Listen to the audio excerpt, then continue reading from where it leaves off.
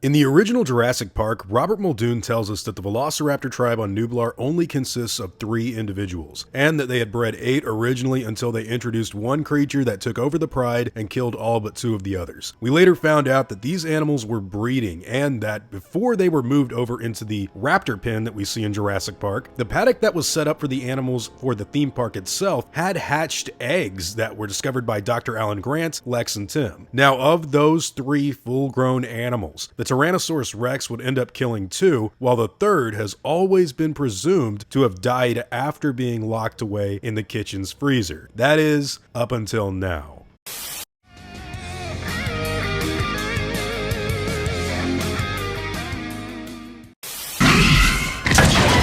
What's going on, guys? Hope you're all doing well. Now, for today's video, I wanted to talk about the Velociraptor that we now know escaped the freezer from the new game that's just been teased, Jurassic Park Survival. Now, this is something that a lot of us had been wondering about for years, because I think I speak for a lot of people when I say that a lot of Jurassic Park fans were always kind of wanting to see the events that took place directly after the 1993 movie ended, and while we never really got that in live action, we still always assumed that this particular Velociraptor never got out of the freezer, and with the power being restored at the end of the first Jurassic Park, that it died after everyone left the island. Well, the new survival game alludes to the freezer being opened, and this has raised a lot of questions as to how that happened, to say the least. Now look, if we pay close attention to the freezer door at the end of the trailer, we can see that it's actually been unlocked. We don't know how this happened, but just off of the trailer material itself, it looks like it could have been done either deliberately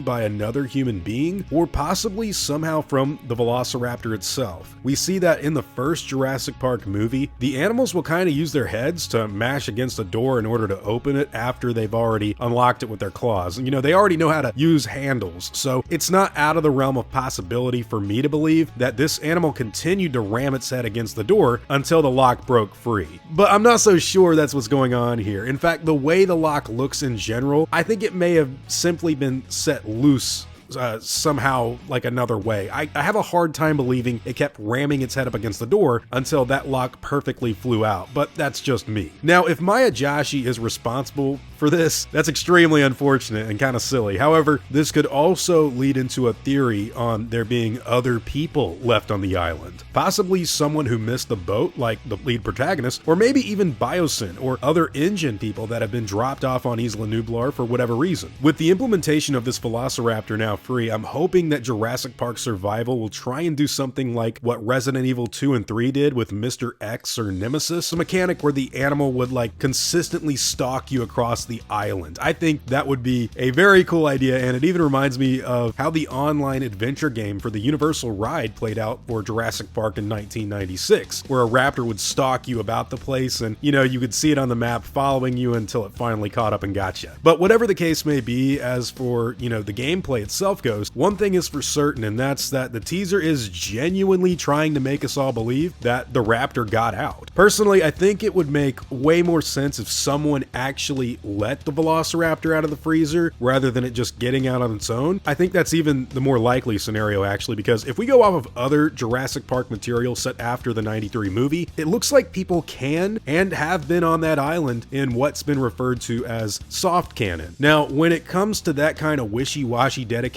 to story, I just wish they actually committed to what they decided to make and called it canon. But look, if we look at the Telltale game from 2011, we know that Jerry Harding, Jess Harding, Billy Yoder, Nima Cruz, and Oscar Morales were all on Isla Nublar right after the events of the 1993 movie, alongside an engine scientist left behind named Dr. Laura Sorkin. Now, I'm unsure as to whether that will wind up being canon in this new game. In fact, this game may ironically make the Telltale game even less soft canon than it already is, but there is something to be said about its setup in regards to the wider lore. There's also the lesser-known Chaos Island Jurassic Park video game, which, hey, here's something I bet a lot of you don't know about. The very first mission in that game actually has the cast of the Lost World Jurassic Park on Isla Nublar, not Isla Sorna, and they had all of the cast from the movie voice their roles, including Richard Attenborough as John Hammond, by the way, and they come across copies and Parasaurolophus that have somehow still survived in 1997 on the first island. Wow, I thought you said there were no dinosaurs left around here. Life will find a way. which we all know those animals ended up living in Jurassic World, but in the actual movies, there's a lot of debates from fans about whether something literally did survive on Nublar. And we can't forget the fact that even though that game's not canon, and the Telltale game's not really canon either, there was the 1994 cleanup, which is canon in the movies themselves, and they state that people came back to the island in 1994. So yeah, there could be people still on the island. What I'm saying here is that you very well could have other people that were there way before the events of Jurassic World, and it's not like previous material from the 90s hasn't stated that other animals may still be there, or that even these ideas that exist outside of the movies may not eventually wind up in live action. This could be hardcore Jurassic Park canon. This could be exactly what happens right after the 1993 film. But they've had a really hard time actually committing to that. They're always like, oh, maybe it's canon, maybe it's not. If we mess up, that basically gives us a get out of jail free card. Bro, there are fans like me that care about this franchise that will just steer you in the right direction. Just listen to us.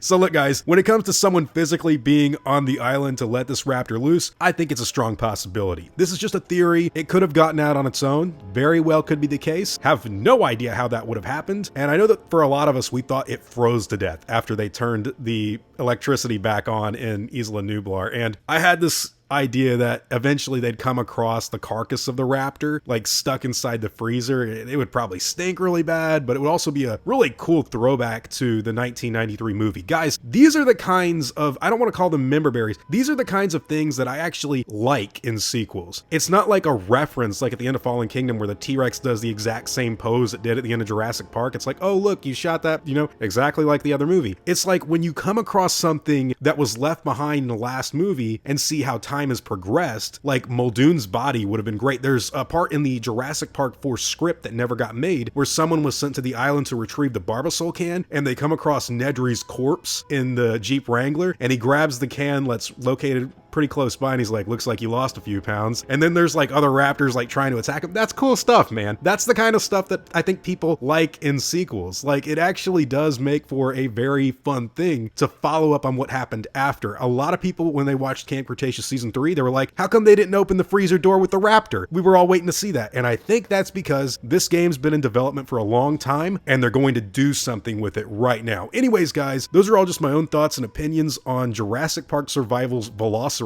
We only have like one confirmed at this given point in time, but we're gonna have to wait and see what else happens. Now, whatever your own thoughts and opinions happen to be, I'd love to hear all about your theories, guys, in the comments down below. Now, before I go, I want to thank everyone that's helped me build my channel over the years. I'd also like to thank every one of you guys who've watched my stuff. You've all been extremely cool to me. If you enjoyed the video, I'd appreciate a like and hope that you'll consider subscribing. God bless you all. Christ is King. See you guys in the next video, and as always, take it easy.